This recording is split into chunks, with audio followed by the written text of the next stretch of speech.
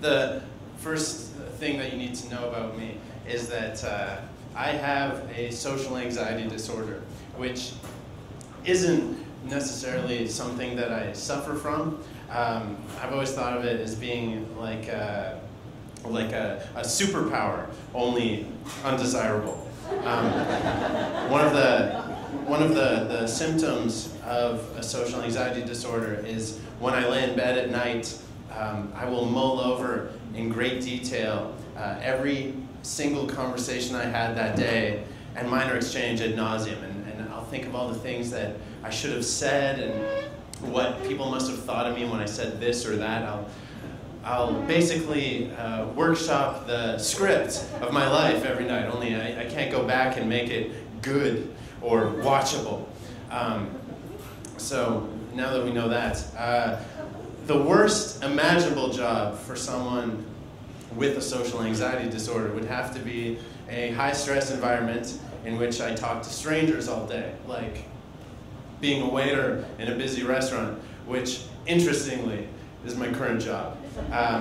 I moved to Toronto earlier this year, and I was lucky. I got a good place, and I make lots of money bringing people pizza and wine, and like in the grand scheme of day jobs that you need to have to pay rent and buy name brand cereal, it's like it's fine. I work with good people, but a couple years ago I had a different situation. I was working at a place called the Macaroni Grill in Vancouver, and I was fresh out of university. It was my first job there, and it's like this big corporate chain, and they really train their servers well, you know, like they give you a bunch of packets, and they quiz you on knowledge and stuff, and they tell you how to dress, how to groom yourself, how to talk to people, and they assign you a mentor server who like scrutinizes your every move, and they're like, Sam, take that woman some water, and then I do, and then they're like, not like that. It's like, and like, I just felt like they were discouraging me from being myself, and I felt like all the wait staff and the kitchen people didn't like me or respect me at all, and to be honest, I was just terrified to go to work every day. But I don't want to tell you the story about my fear and loathing in the restaurant industry. I want to tell you the story about the one table that made all of this suffering worth it. So it was just like any other night for me waiting tables at the Macaroni Grill. You know, I was like inches away from a full-blown anxiety attack, and the chef was livid with me because one of my tables didn't think that his medium rares were medium rare enough, and I was so dehydrated that when I went to pee, it came out as a paste. I was just barely hanging on in my section, you know, just like sprinting around, when all of a sudden I was sat at table 4, and something about these people, like I greeted them with the water glasses, and something about them just immediately put me at ease, you know. They just seemed like really calm and present and like just good people. It was 2 parents and 2 grown-up kids about my age, and when I greeted them right away, the father shook my hand and he's like, "What's your name?" I'm like, "Sam." He's like, "You look like a Sam." And we started having banter, and they were like really into the fact that I was a struggling / failed actor and writer, and needless to say, they became my #1 priority, and they were kind of like my oasis in the mayhem of what was happening in the restaurant. And they ordered a bunch of nice wines and appetizers, and I cleared all that away, and I set them up with cutlery for their mains.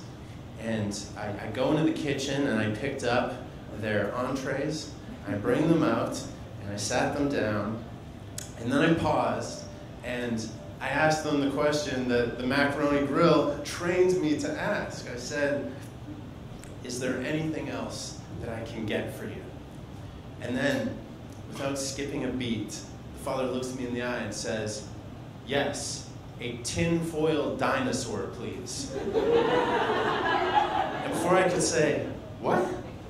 his daughter looks at me with a twinkle in her eye, and she's like, yes, a tinfoil dinosaur would be perfect.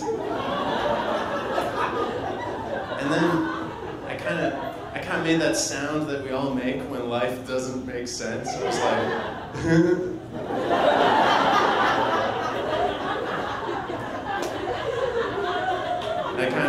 I kind of brushed it off. I was like, okay, enjoy. But then I thought, I guess I should clarify. Is there any particular type of dinosaur that you would prefer? And again, without skipping a beat, a Tyrannosaurus Rex, please.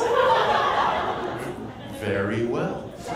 So, I go over to the server station where the computer is, and I'm like, what the, wait, they just, like a literal tinfoil dinosaur? But then I remembered, oh, I know what just happened. This is like the time that someone ordered a brown cow and I didn't know what they were talking about. They just ordered a fancy drink that I've never heard of. I really got to crack that bar knowledge book.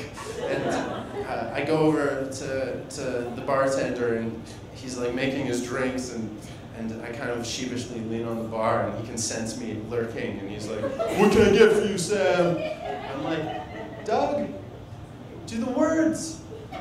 Tinfoil dinosaur mean anything to you? I have no idea what you're talking about.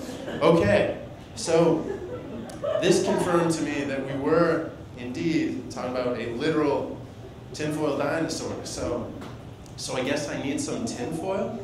So I go in the kitchen and I tore off a 7-foot piece of tinfoil and I started sculpting. And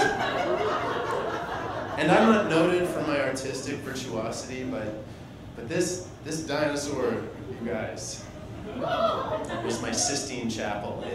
It stood 2 feet tall and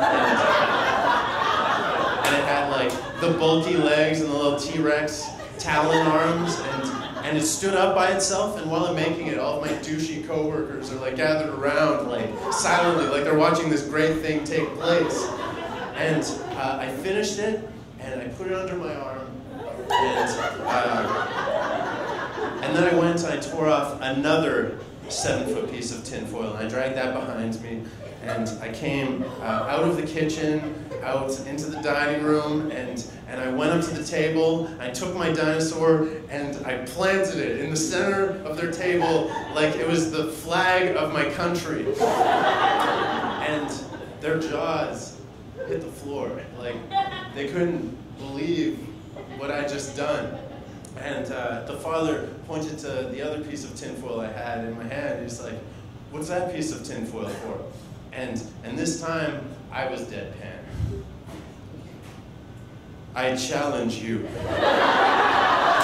then he started making a dinosaur too! And the restaurant was all of a sudden totally abuzz. Like, people were leaving their half-eaten dinners and all the cooks stopped cooking and everyone was tearing off a piece of tinfoil for the world's first tinfoil dinosaur sculpting competition. It was completely ridiculous.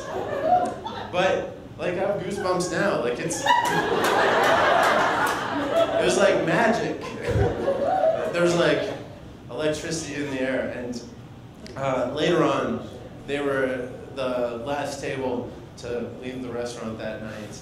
And all of them gave me a hug.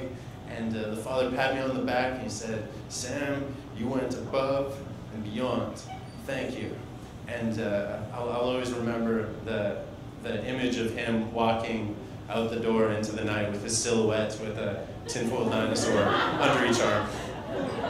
I like to think that they still live on their dining room table. And I remember walking home that night.